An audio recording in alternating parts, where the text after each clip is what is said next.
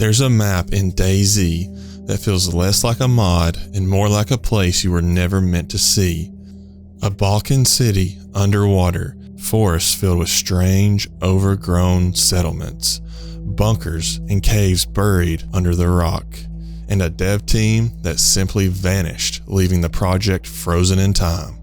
Some say the files were lost in a ransomware attack, others think the creators just walked away, but the world they left behind is still there, quietly rotting on a handful of servers waiting for anyone curious enough to log in. Today, we're going to dig through old forum posts, broken workshop pages, and the map itself to piece together the rise and disappearance of Esseker, the most haunting abandoned map in DayZ's history. To understand how we got here, we have to roll the clock back almost a decade.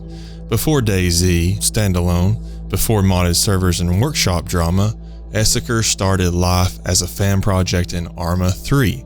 A mapper going by the name RonhillUltra began carving a fictional country out of a real Bosnian terrain.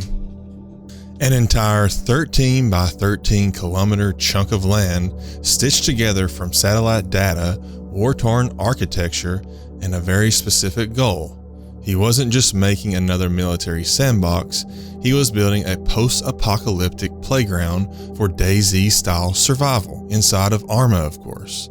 Flooded streets, overgrown tower blocks, hidden bunkers in the hills, the first versions of Esseker were rough, unfinished, but absolutely packed with potential, and almost immediately the community noticed. This is where the legend really begins, with a beta map in Arma 3 that somehow felt more like a full game world than half the official content. When the first alpha footage of Esseker surfaced in early 2015, players were stunned. RonhillUltra entered the project into Bohemia's Interactive's Make Arma Not War contest, showcasing its potential. He made it clear that Esseker was designed for apocalypse DayZ type gameplay and would be free for the community to use in any mod. The Arma 3 release of Esseker rapidly gained traction. It became a staple of popular Arma 3 mods like Breaking Point and Exile. Servers running Esseker sprang up and thousands of players flocked to experience its distinctive ambience. Compared to Arma's standard maps, Esseker offered something fresh and immersive. Claustrophobic woodlands and overgrown streets, misty valleys and cave hideouts, and that striking flooded cityscape unlike anything in Chernobyl. One forum user in 2016 noted that players were tired of the same old terrain. Esseker is an awesome map, he wrote, praising it as a new and refreshing experience, with cool areas and new places to discover. The map's eerie, desolate beauty, imagine the overgrowth of The Last of Us combined with the tension of DayZ, left a lasting impression. Many recall watching YouTuber Frankie on PC sneak through Esseker's industrial zones and sniper-filled hills, amazed at how the map's design amplified the survival experience. Esseker's visuals and layout encouraged creative gameplay. Snipers could nest in high-rise rooftops, groups could hide in dense woods, and danger could lurk above or below, not just around the next corner. Years later, after DayZ Standalone introduced mod support, Esseker was reborn for a new platform. In 2020, RonhillUltra began the task of rebuilding Esseker within DayZ's engine. This was essentially a remaster. The terrain had to be imported and every structure and object replaced or tweaked to fit DayZ. It was a labor of love. They retained Esseker's soul while taking advantage of DayZ's new assets and engine capabilities. By late 2020, hype was building on forums and Discord. Screenshots teased familiar locations now rendered in DayZ's lighting and updated graphics. Finally, in 2021, Esseker of DayZ launched on Steam Workshop, and eager survivors downloaded it in droves. The DayZ version came with new content and mechanics tailored to the standalone version. The developers expanded the map with additional points of interest. They populated Esseker with overgrown villages and towns, flooded suburbs, and crumbling monuments, all done with an incredible attention to detail that made the world feel authentic and lived in. Even simple additions like finding an Esseker tourist map item in-game added to the immersion. DayZ's harsher survival mechanics paired perfectly with Esseker's environment. The map now felt more unforgiving than ever, with its scarcity of open farmland and abundance of ambush spots in the ivy-covered ruins.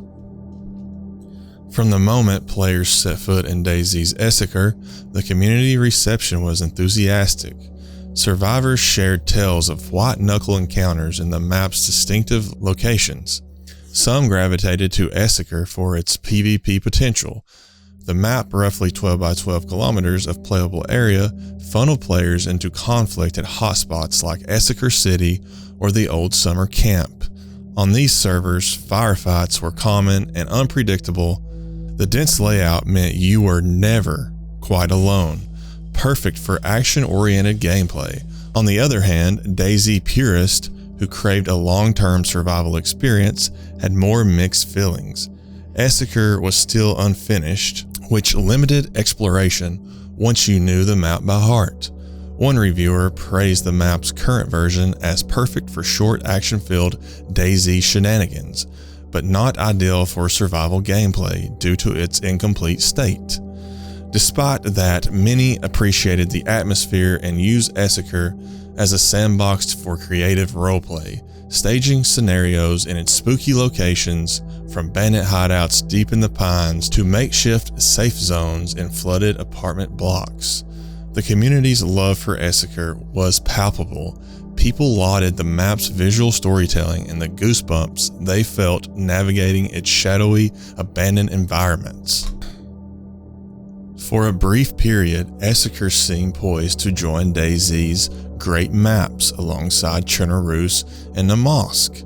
But behind the scenes, trouble was brewing. After the initial flurry of updates, development stalled. Promised expansions and fixes slowed down, then stopped altogether. Rumors began to spread of a catastrophe on the development side. In whispers and unconfirmed posts, players heard that RonhillUltra's computer had been hit with ransomware, allegedly wiping much of Esseker's work in progress. The development team went silent on social media. Weeks turned to months with no updates as the community anxiously awaited news that never came. By late 2021, it was evident that Esseker's revival had grown to a halt.